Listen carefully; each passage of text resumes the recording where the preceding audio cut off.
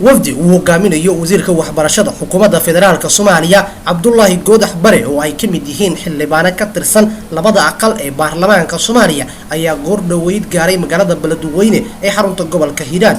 ujeedka safarka wafdigan ayaa lagu sheegay xalinta xiisada siyaasadeed ee ka dhalatay xilka qaadistii lagu sameeyay gudoomiyihii hore ee gobolka Hiiraan Yuusuf Dabageed.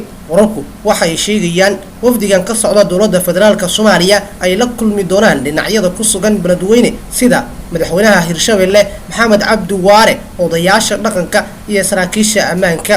ciidamada AMISOM ayaa markii ugu horeysay soo farageliyay xiisad ka taagan Beledweyne waxaana shalay isku hareereeyeen xarunta maamulka gobolka Hiiraan iyagoo uu ku amray in muddo 72 saacadood uu uga baxo. Yuusuf Dabageed oo ahaa gudoomiyihii xilka laga qaaday ayaa ka hor yimid xilka qaadis uu ku sameeyay madaxweynaha Hirshabelle Maxamed Cabdi Waare waxaana ka dhashay banaanbaxyo rabshado wata iyo isku dhacyo sababay inuu ku geeriyooday taliyihii booliiska gobolka Hiiraan.